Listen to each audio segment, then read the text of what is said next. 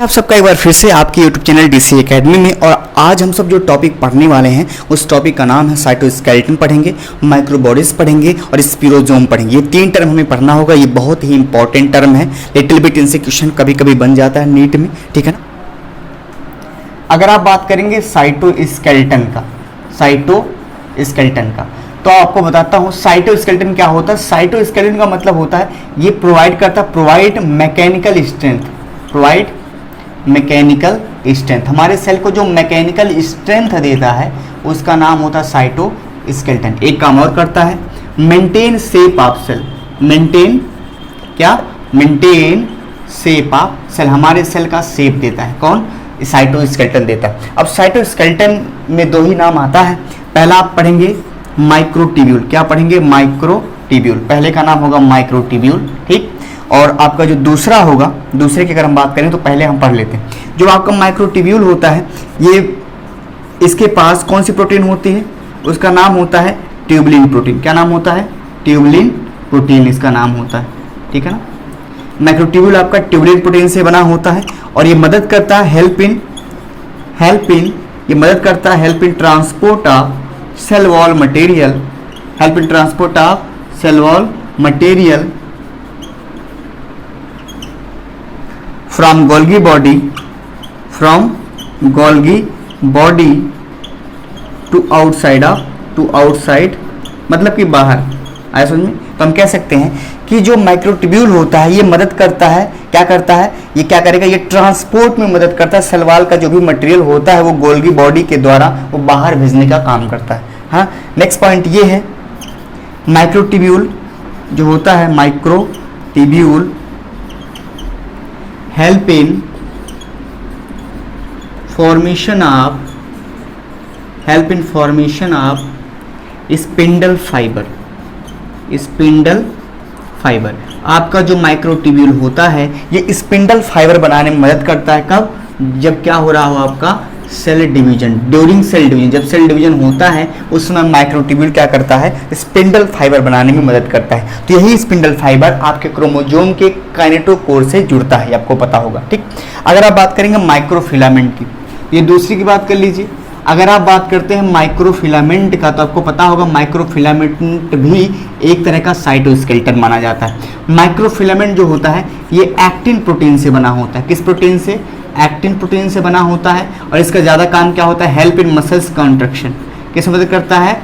Help in muscles, MUSCLES, muscles contraction. हमारी जो muscles होती हैं उसमें सबसे ज़्यादा रोल किसका है? एक्टिन का है, ठीक है ना।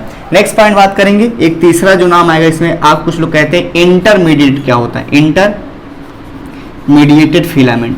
ये नाम इंटरमीडिएटेड फिलामेंट। तो आप बोलेंगे कि इंटरमीडिएटेड फिलामेंट का मतलब क्या होता है? देखिए, इंटरमीडिएटेड फिलामेंट का मतलब होता है जो लिंक करे, link between microtubule and microfilament. जो माइक्रोट्यूब्यूल और माइक्रोट्यूब्यूल के बीच में लिंक करता है, दोनों के बीच में आता है, उसे हम इंटरमीडिएट फिलामेंट कहते हैं, ठीक है ना। ये क्या करता है? Make basket like structure near the nucleus. ये क्या करता है? Make basket like structure near the nucleus. तो आपका जो न्यूक्लियस होता है ना उसके नियर में basket like structure, make basket like structure near the nucleus. तो आपको याद रखना होगा कि आपका जो इंटरमीडिएट फिलामेंट होता है ये क्या होता है? ये माइक्रोट्यूब्यूल और माइक्रोफिलामेंट के बीच में लिंक करता है और ये क्या करता है? न्यूक्लियस के नज़दीक बास्केट लाइक स्ट्रक्चर बनाता है, उससे हमें इंटरमीडिएटेड फिलामेंट कहते हैं, ठीक। हमने क्या पढ़ा? हमने ये पढ़ा, आइए देख लेते हैं। हमने ये पढ़ा कि साइटोस्केलेटन की अगर आप बात करते हैं तो साइटोस्केलेटन हमारे सेल में पाया जाता है। यह मैकेनिकल स्ट्रेंथ देता है और सेल के शेप को मेंटेन करता है। अब साइटोस्केलेटन में हमें तीन चीज़ें पढ़नी होती हैं। पहला आपका होगा माइक्रोट्यूब्यूल और दूसरा होगा माइक्रोफिलामेंट और तीसरा होगा इंटरमीडिएटेड फिलामेंट, ठीक। माइक्रोट्यूब्यूल की बात करेंगे तो सबसे इंपॉर्टेंट ये है कि किस प्रोटीन से बना होगा? ट्यूबुलिन से। ये क्या करेगा? सेल वॉल के मटेरियल को ट्रांसपोर्ट करता है गोल्गी बॉडी की मदद से सेल के अंदर या बाहर, ठीक। अगर माइक्रोट्यूब्यूल की मेन काम की बात करेंगे तो माइक्रोट्यूब्यूल जो होता है स्पिंडल फाइबर बनाने में मदद करता है जब सेल डिवीजन होता है।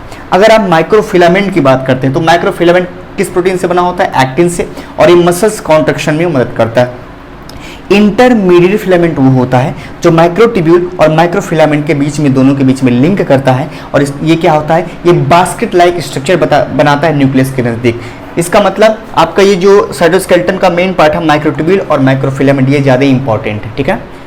तो इसके आगे हमें क्या पढ़ना है, इसके आगे हमें पढ़ना है माइक्रोबॉडीज। तो चलिए अब माइक्रोबॉडीज पढ़ लेते हैं। नाम है आपका माइक्रोबॉडीज, और माइक्रोबॉडीज के बाद हमें स्पिरोजोम पढ़ेंगे, उसी को ओलियोजोम भी कहते हैं। तो आइए माइक्रोबॉडीज के बारे में अध्ययन कर लेते हैं। अगर मान लीजिए कोई कहता है कि बताइए माइक्रोबॉडीज क्या होती, तो आपको बताना होगा कि अगर माइक्रोबॉडीज की हम बात करते हैं, माइक्रोबॉडीज की अगर हम बात करते हैं तो माइक्रोबॉडीज जो होती हैं ये मेम्ब्रेन बाउंड होती हैं। क्या होती हैं, मेम्ब्रेन बाउंड होती हैं, ठीक। इनके पास एंजाइम होता है, कंटेन एंजाइम, इनके पास क्या होता है, एंजाइम होता है, राइट।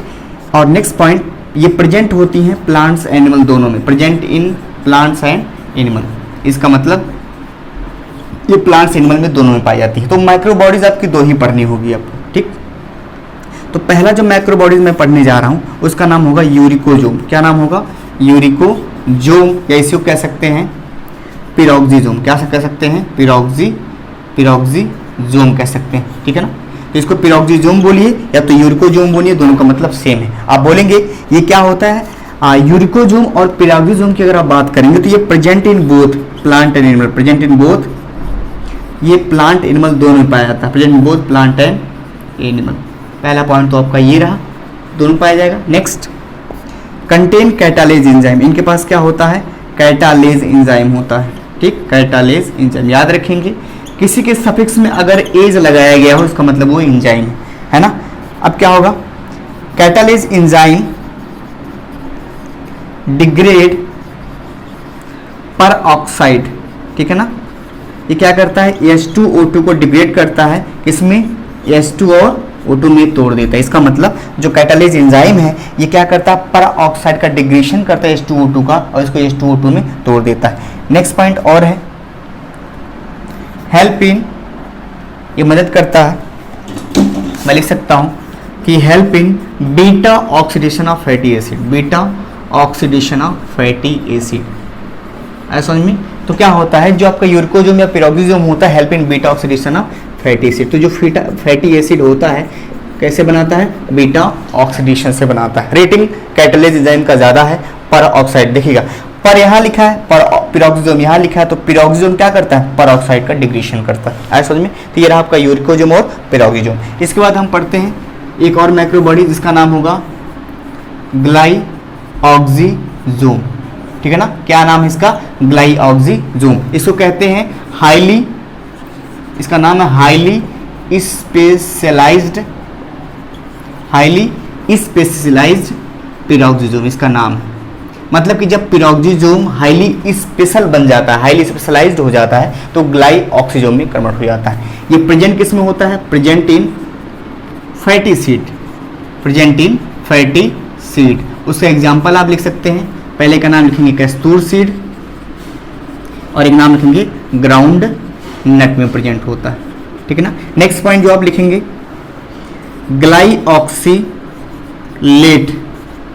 एसिड साइकिल, ग्लाइऑक्सीलेट जो एसिड साइकिल होता है ये आकर इन ग्लाइऑक्सीजोम है ना, विच ये चेंज करता है फैट को इसमें कार्बोहाइड्रेट में। इतना आपको याद रखना होता है, समझ में आया ना।